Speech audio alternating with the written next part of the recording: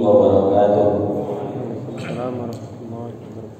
Alhamdulillahilladzi bi ni'matihi tatimmu shalihat. Wassalatu wassalamu ala sayyidis sadat wa ala alihi wa ashabihi ahli al-fadail wal karamat.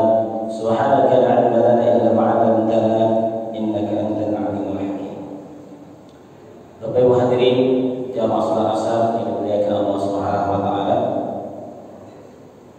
Belakangan terakhir ini banyak terjadi kasus-kasus pelecehan bahkan pembunuhan terhadap anak gadis. Kita sebut saja berarti terhadap anak-anak. Sehingga sore hari ini saya tertarik ingin membahas bahwa dulu Nabi sudah suruh cari beberapa hal ini agar keturunan kita pun selamat, agar keluarga kita terjauh dari hal-hal yang tidak kita inginkan. Kasus yang belakangan terjadi di daerah Malang, seorang wanita mahasiswi diperkosa, kemudian bukan diperkosa, pacaran, hamil, lalu bunuh diri di samping makam ayahnya sendiri. Kemudian ada lagi seorang wanita yang pacaran, kemudian lalu sang wanita tadi tabrakan dengan pacarnya, kemudian lumpuh dan tak lama meninggal dunia. Kemudian begitu juga di Bandung ada seorang siswi kelas 2 SMP diculik sekitar 50 meter di depan rumahnya. Kemudian anak gadis tadi diperkosa 20 orang laki-laki. Kemudian perempuan tadi, anak siswi SMP tadi dijadikan PSK, dipaksa, dipukuli dan lain sebagainya. Hadirin dimuliakan Allah Subhanahu wa taala, ternyata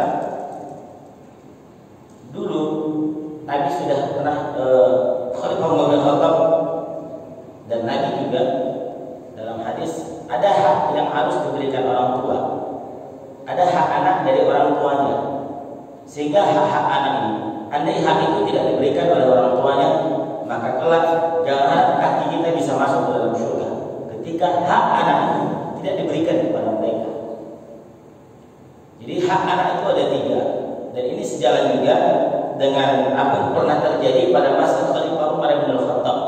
Satu ketika Umar didatangi seorang tua. Ja'a rajulun ila Umar bin Khattab radhiyallahu anhu. Jadi ada seorang laki-laki yang dia datang kepada Khalifah Umar bin Khattab. Yashku ilaihi ubuka bihi, ingin mengadukan anaknya bersalah, anaknya durhaka pada ayahnya tadi. Jadi seorang tua datang kepada Khalifah Umar bin Khattab ingin mengadu kalau dia punya anak, tapi anaknya ini bandel sekali, anaknya ini durhaka sekali pada dia. Kemudian fa'ahdara Umar wa atabahu ala abihi. Kemudian sang anak tadi pun juga hadir menjumpai Umar bin Khattab. Wa atabahu ala abihi, dan dia juga menyampaikan bahwa ayah dia itu juga punya dosa. Ayah dia itu durhaka pada dia. Sehingga faqala al-walad, kata anak tadi kepada Khalifah Umar, ya Amirul Mukminin, kata dia, alaysa lil waladi huququn ala abihi, kata dia. Apakah kami ini sebagai seorang anak tak punya hak dari ayah kami? Kata dia. Dia kesal melihat ayahnya karena orang tua itu pendosa, durhaka juga sama dia, ada hak-hak yang tak diberikan kepada dia. Kata Khalifah Umar, qala bala, tentu ada, kata dia. Ada hak anak yang harus diberikan oleh orang tuanya. Kemudian, fama hiya ya Amirul Mukminin? Apa itu wahai Khalifah Amirul Mukminin, Khalifah Umar Khattab? Qala Umar, kata Umar, 1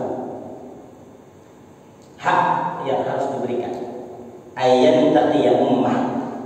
1, ternyata kata Umar, cari ibunya yang baik.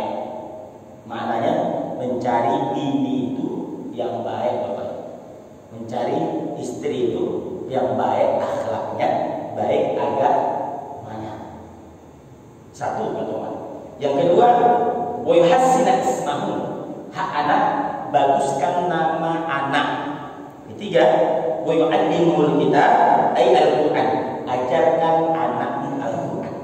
Hak ini harus diberikan kepada anak. Andai tidak, nanti dari kiamat dia akan menuntut di antaranya dan kita tak akan bisa selamat masuk ke dalam surga kalau hak yang tidak diberikan. Nah, kemudian berkata anak tadi, ya amirul mukminin, wahai Khalifah Umar bin Khattab tadi, inna abi lam yaf'al syai'an min dzalik. Ayahmu satu pun dari yang tiga tak ada di mana. Dijelaskan satu persatu. Apa itu? Kalau tadi harus baik emaknya, kemudian namanya bagus, kemudian jalan Al-Quran. Satu dijelaskan tentang emak dia. Amma ummi, adapun emakku katanya, fa innaha hijiyatun kanat bi majusi. Emakku itu dijadikannya satu orang negro keturunan orang Majusi. Jadi anak tadi mengadu bahwa satu dari hak yang diberikan kepada harusnya kepada anaknya tak diberikan dalam memilih emak. Nah, jadi yang belum nikahi abang-abang ya, saya sampaikan betul-betul cari emak yang elok, karena emak yang elok anaknya pasti baik. Sejarah menceritakan ada 3 keluarga dalam Al-Quran itu. Pertama, istrinya baik, suaminya durhaka. Siapa itu? Fir'aun. Kedua, suaminya baik, istrinya durhaka. Nabi Nuh. Yang ketiga, istrinya baik, suaminya baik, Nabi Ibrahim. 3. Ketika saya tanyakan sama ibu-ibu, kalau disuruh pilih mana yang dipilih? Kata mereka nomor 3 Ustaz, Nabi Ibrahim, karena dua-duanya baik. Tapi setelah saya sampaikan, tapi Nabi Ibrahim bininya 2 saja. Tidak jadi Ustaz, Fir'aun aja Ustaz. Biar yang Fir'aun Ustaz, kalau suami Fir'aun bisa lebih elok. Artinya hadirin muliakan Allah, ternyata emak baik, insya Allah anaknya pasti baik. Ya, apalagi kalau dua-duanya baik. Meskipun ayahnya seorang nabi, tapi bininya tak baik, dia pilih. Tetap anaknya durhaka. Siapa contoh? Karena anak Nabi Nuh itu sendiri. Maka yang belum menikah, Ustaz Samsi, betul-betul pilih yang baik akhlaknya. Dan semua yang belum menikah. Tapi Ustaz, kemarin saya ceramah di Minas. Tapi Ustaz, kamu udah menikah Ustaz, kurang baik Ustaz. Berarti mau ditambah itu lagi. Ya, tidak, kalau sudah menikah, sudah ada anak Pak, tak usah ditambah. Ya kita perbaiki. Tapi kalau ada tanda tangan juga, silakan lah.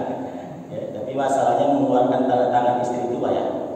Ya, kecuali dia sedang tidur, ambil tangannya. Jadi ini penting sekali, Bapak Ibu muliakan Allah. Pertama dari memilih ibu.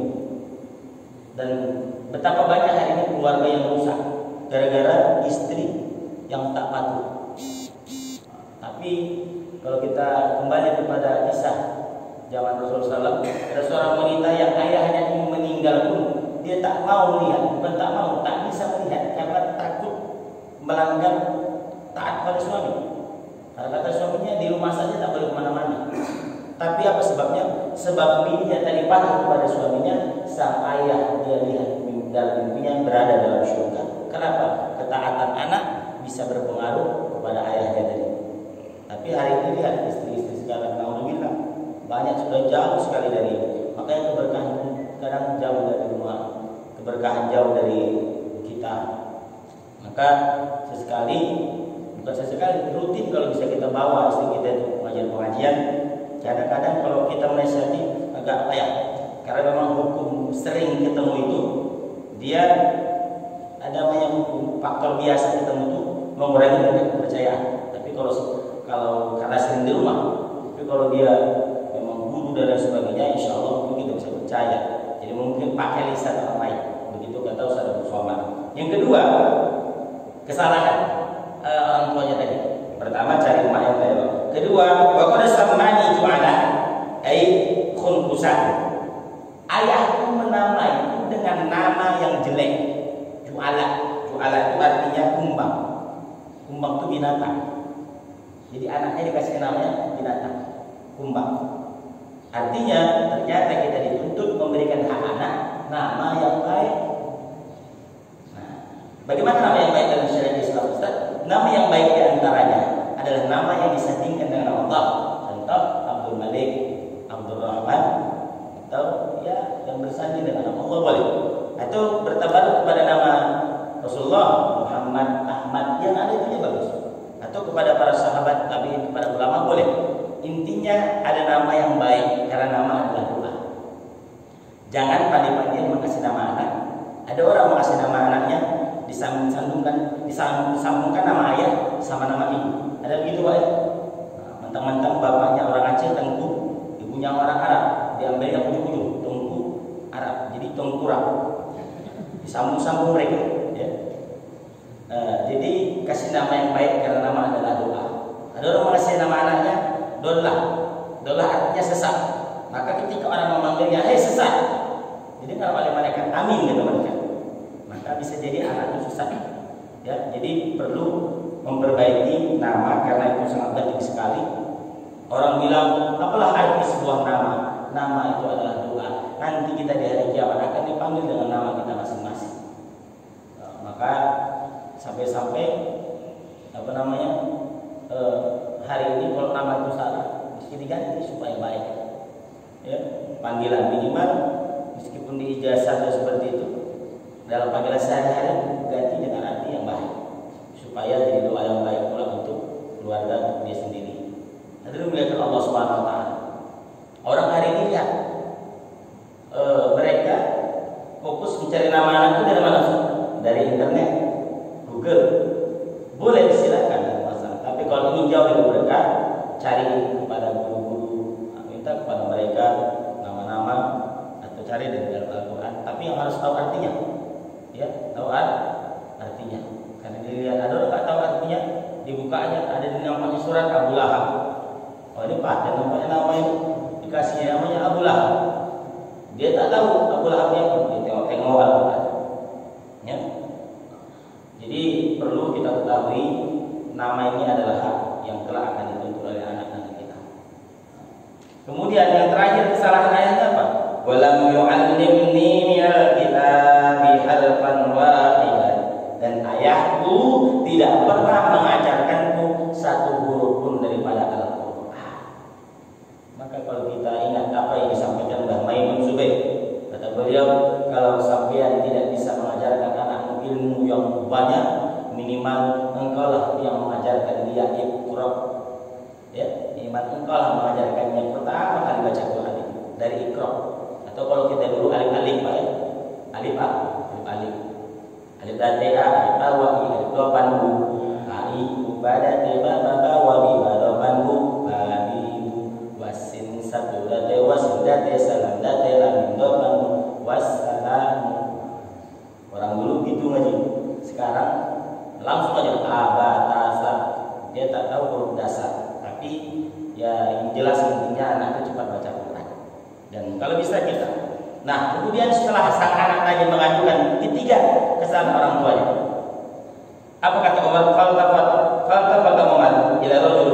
Kemudian Umar pun berpaling, menegur keras orang tua tadi. Apa kata dia? Jita tashku mufuka banika wa qad aqaqtahu qabla an yu'atika. Kau datang, kau mau mengadu dengan aku, kata dia. Akan dosa anakmu, tapi ternyata kau sudah duluan berdosa kepada anakmu.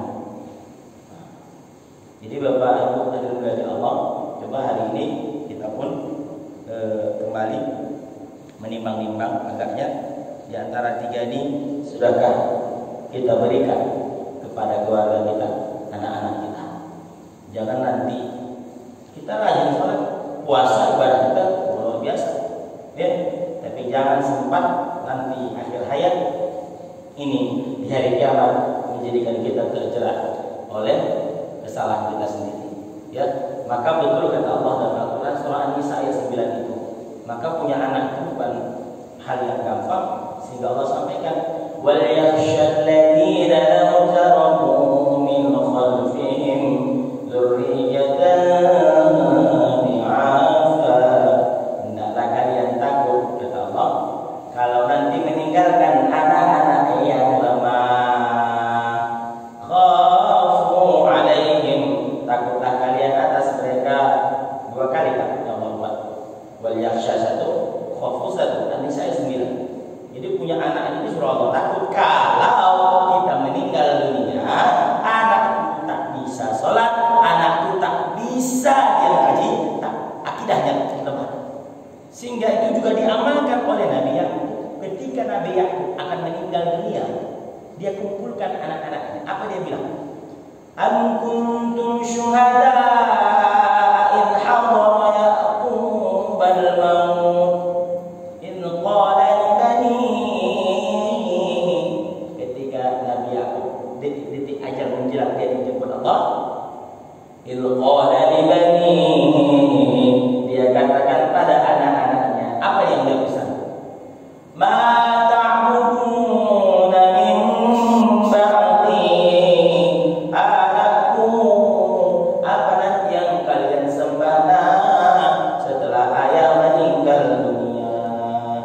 Itu pesan jawab. Bukan harta, bukan tentang jabatan, bukan tentang wanita, tapi yang dipesankan Nabi Yakub adalah, anakku, nanti ayah mati, kau kuburu sama siapa? Akidahmu nanti apa? Bagaimana nanti sholatmu? Nanti tinggal di mana? Dia punya pesan-pesan khusus Bapak Ibu hadirin muliakan Allah. Dan ini harus kita laksanakan. Sehingga ketika kita meninggal dunia nanti, andai tugas-tugas kewajiban tadi, hak-hak mereka telah kita tunaikan, maka insya Allah kita akan selamat. Nah, kalau sudah kita berikan itu, insya Allah anak-anak kita tumbuh menjadi anak yang kuat agamanya, kuat akidahnya, kuat mentalnya, kuat pengetahuannya. Akhirnya tidak mudah dimolong-molongi laki-laki yang tidak bertanggung jawab, yang betapa banyak hari ini menjadi wanita, menjadi korban garasan laki-laki yang tak bertanggung jawab. Banyak membeli, banyak meninggal gara-gara kalau kita lihat di sosial media, alhamdulillah, saya lihat ada di Instagram wanita bertengkar dengan pacar yang saya lihat. Saya berteman dengan salah satu media di Surabaya, ditinjunya perempuan tadi, uppercut, puak Allah, macam metes itu lah, jatuh perempuan, tendang, begitu kasarnya. Sementara Islam tak pernah mengajarkan demikian.